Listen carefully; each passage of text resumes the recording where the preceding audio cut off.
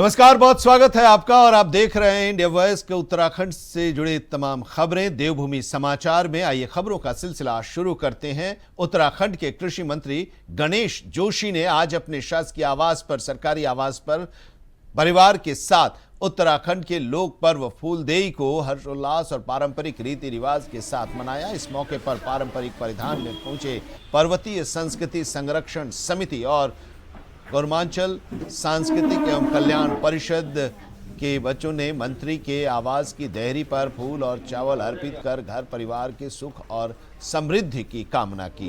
बच्चों ने फूलदेई, छम्मादेई, जतुके दियाला, उतके सई जैसे पारंपरिक लोकगीत गाकर माहौल को उत्साहपूर्ण बना दिया। इस दौरान कृषि मंत्री गणेश जोशी ने बच्चों का स्नेहपूर्वक स्वागत किया, अभिनंदन किया और उन्हें उपहार भी भेंट किए। उनके उज्जवल भविष्य की कामना भी की। उन्होंने प्रदेशवासियों को फूलदेई की शुभकामनाएं देते हुए कहा कि उत्तराखंड की समृद्ध लोक परंपराओं और सांस्कृतिक विरासत का ये पर्व प्रकृति, खुशहाली और नई ऊर्जा का प्रतीक है।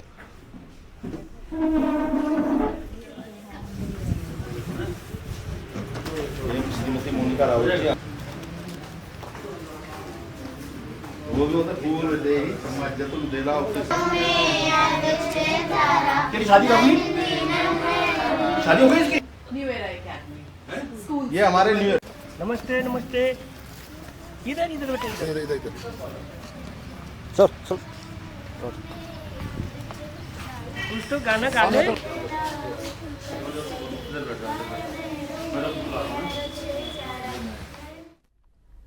फूलदेई उत्सव को नई पीढ़ी से जोड़ने के उद्देश्य से रामनगर के भलोन क्षेत्र में एक विशेष कार्यक्रम का आयोजन किया गया। इस कार्यक्रम के दौरान बड़ी संख्या में बच्चों ने घरों की देहरी पर फूल डालने की परंपरा का प्रतीकात्मक निर्वहन करते हुए फूल वर्षा और पारंपरिक अंदाज में पर्व का उत्साहपूर्वक आनंद लिया। यह आयोजन धाट संस्था के द्वारा किया जा रहा है, जो 1 महीने तक विभिन्न सांस्कृतिक और रचनात्मक गतिविधियों के साथ संचालित होगा।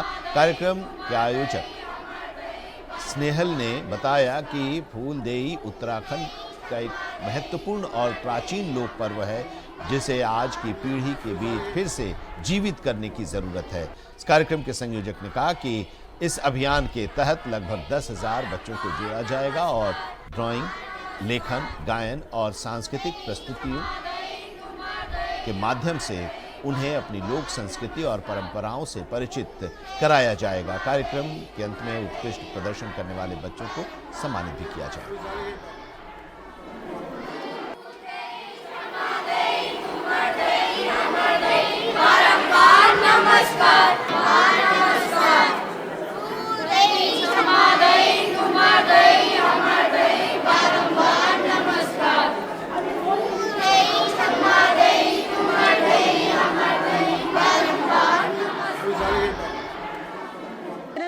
है। मैं jungle-xp.in से हूँ, जो हमें पूरा इवेंट फूलदेई का वाना रिट्रीट में आज करवा रहे हैं। ये इवेंट फूलदेई जो फेस्टिवल है, जो लॉन्ग लॉस्ट है, इसको हम वापस से रिवाइव करने के लिए ला रहे हैं, ताकि सारे यहाँ के लोकल लोगों को, बच्चों को एक मौका मिले। और हम ये इन कोलैबोरेशन विद दाद करवा रहे हैं, जो एक बहुत पुराना, बहुत ही रिनाउंड एक ऑर्गेनाइजेशन है, एनजीओ है, जो ये काम बहुत सालों से करवाता आ रहा है। ये बच्चे सारे आए हुए हैं, सारे यहाँ के लोकल स्कूल के हैं। वाना रिट्रीट और दाद का ये मानना है कि ये हमारी जिम्मेदारी है कि सारे जितने भी हमारे जो यहाँ पे जितने भी बच्चे हैं, उनको एक क्रिएटिव स्पेस मिले, वो लोग वापस से अपने नेचर से, अपने उससे जुड़े, अपने कल्चर से जुड़े। और बहुत सारे यहाँ की प्रॉपर्टीज जो है, वो ये सारा कल्चर भूल गई है या नहीं करवाना चाह रही है। हम एज वाना रिट्रीट कॉर्बेट, ये हमारी जिम्मेदारी हम मानते हैं कि हम ये सारे कल्चर को वापस से सारे गाँव को जोड़े, कम्युनिटी से जुड़े और वापस से ये सारा कुछ हम लोग ऑर्गेनाइज करें। मेरा नाम तन्मय मंगाई है और मैं धात संस्था से हूँ। धात उत्तराखंड का एक पुराना संगठन है, जिसका मतलब होता है आवाज देना। और आज हम यहाँ पर फूलदेई के शुभारंभ के लिए आए हैं वाना रिट्रीट में। फूलदेई का शुभारंभ इस तरह से कि आज से चैत का महीना शुरू हो रहा है। पहाड़ में लोग बच्चे घरों की दहलीज पे फूल डाल करके और उसके एवज में बड़े जो उन्हें आशीर्वाद देते हैं, उसके साथ अच्छा मनाया जाता है। इजराइल, अमेरिका, ईरान युद्ध की वजह से देश भर में एलपीजी सिलेंडर्स की किल्लत से लोग परेशान हैं। हरिद्वार में भी गैस की कमी की वजह से अफरा तफरी की स्थिति उत्पन्न हो गई। खासकर धर्मनगरी के अन्य क्षेत्रों पर संकट के बादल मंडरा रहे हैं। गीता कुटीर तपोवन का अन्य क्षेत्र जो 1974 से हजारों संतों और गरीबों को भोजन प्रदान करता आ रहा है, अब बंद होने की कगार पर है। गैस सिलेंडर्स की आपूर्ति नहीं हो पा रही है और ये बताया जा रहा है कि 1-2 दिन के बाद भोजन बनाने की सुविधा भी यहाँ पर समाप्त हो सकती है। अन्य क्षेत्र के प्रबंधक शिवदास दुबे ने बताया कि आश्रम में 300 लोग रहते हैं और शाम को करीब 800 से 1000 संत भोजन करते हैं। पिछले 1 हफ्ते से गैस की आपूर्ति सुचारू ढंग से नहीं हो पा रही है और गैस एजेंसियों का कहना है कि उन्हें गैस देने का मतलब एलपीजी सिलेंडर्स की आपूर्ति का अभी कोई निर्देश नहीं मिला है। अगर स्थिति यही रही तो संतों के लिए जो भोजन की व्यवस्था होती है वो बंद हो सकती है।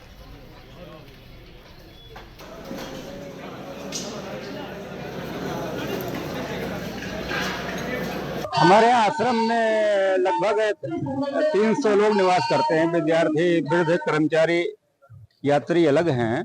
तो शाम को 1800 संत प्रतिदिन पिछले 50 वर्षों से अन्य क्षेत्र में बैठ के भोजन प्राप्त करते हैं। पिछले 1 सप्ताह से गैस की आपूर्ति नहीं हो पा रही है। गैस एजेंसियों का कहना है कि हमें ऊपर से कोई आश्रमों को गैस देने के लिए कोई निर्देश नहीं मिला हुआ, कोई गाइडलाइन आई नहीं है। इस स्थिति में मुझे लगता है कि कल तक तो किसी तरह नक्षत्र चला पाएंगे, परसों से नक्षत्र बंद हो सकता है और इसकी समस्त जिम्मेदारी साधु संत भूखे रहेंगे। पूरे सप्त सरोवर भूपत वाला क्षेत्र में एक ऐसा यही अन्य क्षेत्र है जहां पर प्रतिदिन शाम को बैठ के भोजन प्राप्त होता है। देश में एलपीजी के आपूर्ति कम होने की वजह से इंडक्शंस की बिक्री बढ़ गई है। कोटद्वार में इन दिनों एलपीजी गैस की कमी का असर साफ तौर पर देखने को मिल रहा है। हालांकि प्रशासन की तरफ से ये कहा जा रहा है कि किसी भी तरह की कोई कमी नहीं है, एलपीजी की आपूर्ति सामान्य ढंग से हो रही है। उपभोक्ताओं से ये कहा जा रहा है कि वो अफवाहों पर ध्यान न दें, पैनिक क्रिएट न करें। सामान्य तौर पर जो बुकिंग 200 होती थी आज 500 से ऊपर पहुंच रही है और इसी कारण गैस सिलेंडर समय पर लोगों को नहीं मिल पा रहा है और आपूर्ति में देरी हो रही है। इसी को लेकर बड़ी संख्या में लोग रसोई गैस के विकल्प के तौर पर अब इंडक्शन चूल्हों की ओर रुख कर रहे हैं और बाजार में इंडक्शन की बिक्री भी तेजी से बढ़ गई है। शहर के कई इलेक्ट्रॉनिक दुकानदारों का कहना है कि पिछले कुछ दिनों में इंडक्शन चूल्हों की मांग अचानक बढ़ी है। पहले जहां दिन में 1-2 इंडक्शन ही बिकते थे, अब रोजाना बड़ी संख्या में इंडक्शन हर इलेक्ट्रॉनिक शॉप से बिकने शुरू हो गए। बहुत मुश्किल है।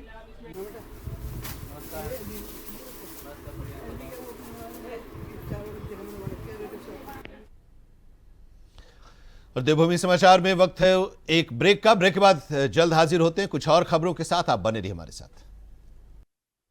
ब्रेक के बाद आपका स्वागत है। आप देख रहे हैं उत्तराखंड की खबरों का बुलेटिन देवभूमि समाचार। यूपीएससी में मीनल नेगी ने देश भर में 66वां रैंक हासिल किया है। वहीं मीनल नेगी का ग्राफिक एरा हिल यूनिवर्सिटी में सम्मान किया गया, उन्हें सम्मानित किया गया। इस मौके पर मीनल ने कहा कि कठिन परीक्षाओं में सफलता पाने के लिए हर दिन पढ़ाई करनी और लगातार कुछ नया सीखते रहना जरूरी है और यही असली मंत्र है। उन्होंने कहा कि सफलता केवल लक्ष्य तक पहुंचने का नाम नहीं बल्कि खुद को बेहतर बनाने की एक सतत प्रक्रिया है। कार्यक्रम के दौरान मीनल नेगी ने ग्राफिक एरा में बिताए अपने छात्र जीवन के अनुभव भी साझा किए और कहा कि यहाँ के 3 साल उनके जीवन के सबसे महत्वपूर्ण दौर रहे हैं। इस अवसर पर डॉक्टर कमल घानशाला और डॉक्टर राखी घानशाला ने उन्हें ट्रॉफी और स्मृति चिन्ह देकर सम्मानित किया। Request our founder president, Professor Dr. Kamal Ghanshala sir. Here also some of our students, alumni, they got selected. You know, one of our alumni, Mr. You are clapping for yourself. Every year on 15th of April, we have a. इन्होंने top किया होगा BSc honours physics को।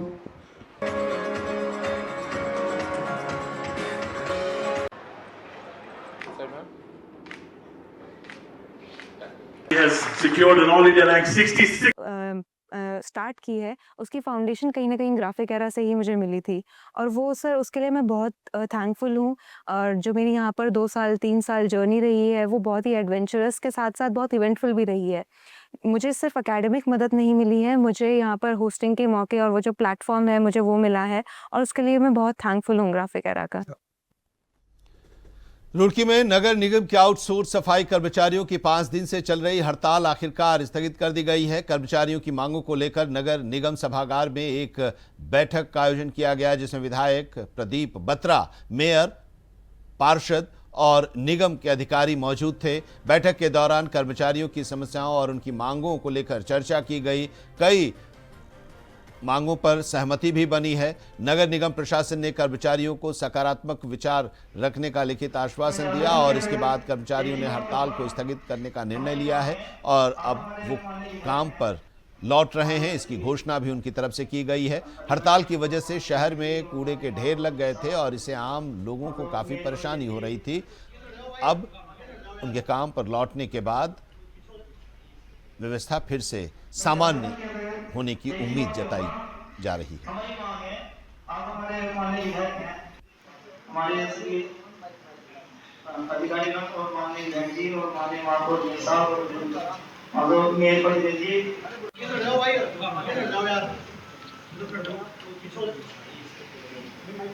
मैं ज्यादा क्या है, एक ही बात कहूँगा, हमारी मांग है। हड़ताल समाप्त नहीं है, हड़ताल स्थगित हुई है। हमारी लगातार माननीय विधायक जी से लगातार बात चली थी और हमारे मेयर साहब और हमारा नगरायुक्त महोदय का तो फ़ोन नहीं आया। मेयर साहब लगातार संपर्क में रहे कि किस तरह समस्या खत्म हो जाए। हमारे ये मानना है कि यहाँ 2021 से लेके अब तक 20-21 साल हो गए, स्वच्छता समिति, आउटसोर्सिंग कर्मचारी और कूड़ा वाहन चालक, इनको पक्का करा जाए। अच्छा, मुख्य कारण ये है कि नगर निगम रुड़की में ना तो सुविधा है और ना उपनल है।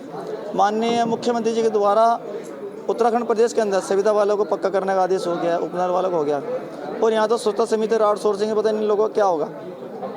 इनमें से लगभग कई कर्मचारी मर चुके हैं, समिति, आउटसोर्सिंग के, कूड़ा वाहन चालक वगैरह जो कर्मचारी गुजर गए। हमने एक सूची बना के दे रखी है, वो सूची शायद यहाँ से गायब होगी। वो चैनल के माध्यम से कहना चाहूँगा, वो सूची ने 2 दिन के अंदर हम भिजवा देंगे। तो बिंदुवार सभी पॉइंट रखे गए हमारे सफाई कर्मचारी द्वारा, सभी मांगों पे विचार विमर्श किया जाएगा। बिंदुवार बात हो गई है और कुछ मांगें इनकी तुरंत मान ली गई हैं, जो शासन स्तर पर होनी है वो शासन स्तर पर तय होंगी और किसी का शोषण नहीं किया जाएगा। सफाई कर्मचारी हमारे अपने भाई हैं, हमारे रुड़की शहर के निवासी हैं और हम सब लोगों से प्यार करते हैं और किसी का भी शोषण नहीं किया जाएगा। क्या मुख्य मांग थी इनकी? लगभग जो मुख्य मांग थी इनकी, जो सुविधा पे इनके पैसे बढ़ने हैं उसकी मांग मान ली गई। जो इनके ड्राइवर की सैलरी है और जो कर्मचारी 10-20 साल से काम कर रहे हैं उनको उपनल के तहत जो है समान कार्य समान वेतन मिले।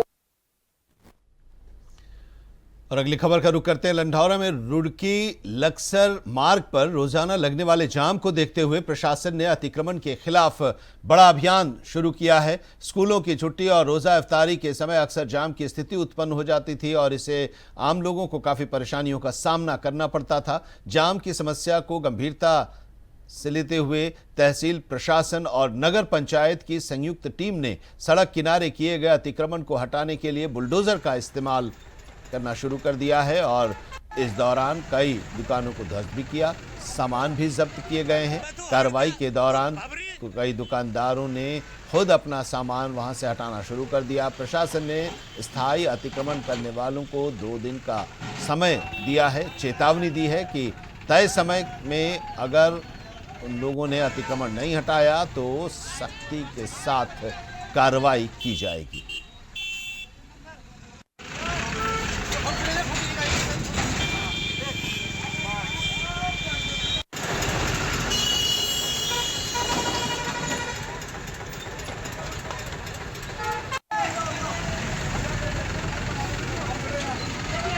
तू हट जा, तू भबरी।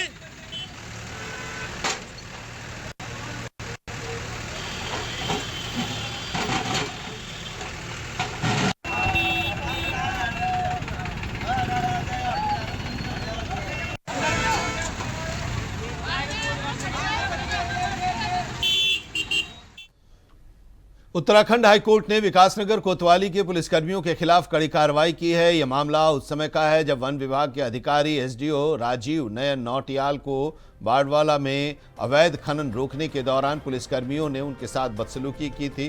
कोर्ट ने पुलिस की कार्यप्रणाली पर सख्त नाराजगी जताई और आदेश दिया है कि विकासनगर कोतवाली का पूरा स्टाफ तत्काल प्रभाव से बदल दिया जाए।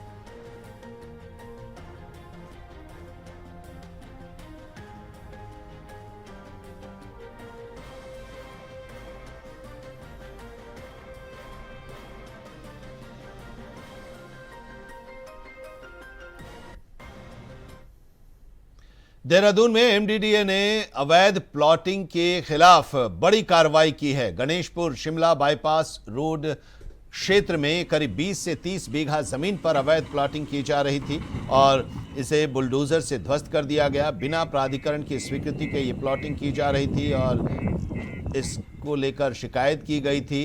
फिर कार्रवाई की गई। एमडीडीए के उपाध्यक्ष ने कहा कि प्राधिकरण क्षेत्र में अवैध कॉलोनियों और प्लॉटिंग के खिलाफ अभियान लगातार प्रशासन के द्वारा जारी है। वहीं एमडीडीए सचिव बर्निया ने लोगों से अपील की है कि वे जमीन या प्लॉट खरीदने से पहले उसकी वैधता और प्राधिकरण की स्वीकृति जरूर जांच लें ताकि भविष्य में किसी भी तरह की उन्हें परेशानी न हो।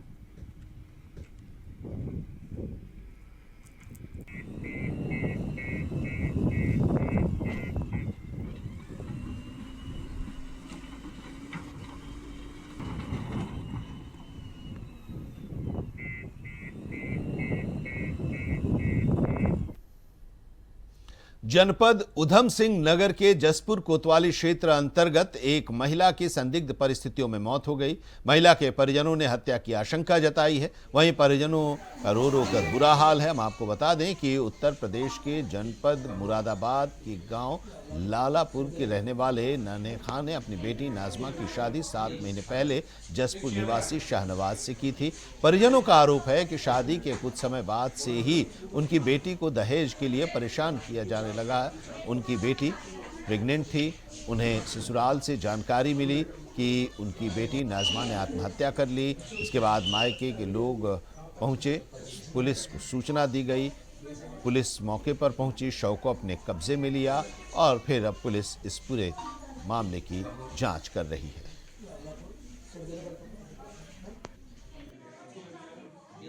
सूचना प्राप्त हुई है कि एक महिला जिसकी शादी 1 साल पूर्व हुई है, जिसका नाम अभी नाजमा और पत्नी शाहनवाज बताया जा रहा है, तो सूचना मिलने पर यहाँ पर उपस्थित हुए हैं। तो अभी जो है पंचायतनामा की कार्रवाई चल रही है और किन कारणों से हुई है यह अभी मेडिकल रिपोर्ट जब पीएम होगा उसके बाद ही जो है यह स्पष्ट हो पाएगा। हम कार्रवाई चाहते हैं। 1 महीना पहले लड़की ने बताया था मुझे ले जाओ वरना ये मार देंगे। आज उन्होंने जान से मार दी। हम कार्रवाई चाहते हैं बस। हम लालापुर के रहने वाले हैं। 20 अगस्त को इनकी बारात गई थी।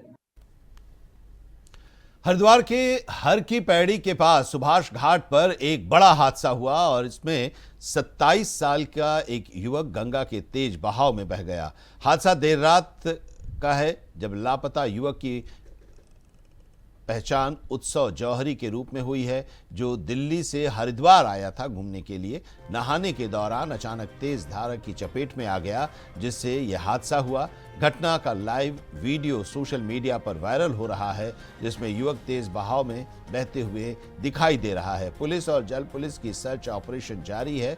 गोताखोरों की टीम भी युवक की तलाश में जुटी हुई है। परिवार में मातम है। प्रशासन ने लोगों से गंगा में सावधानी बरतने की लगातार अपील की है और प्रशासन की तरफ से अपील भी की जा रही है।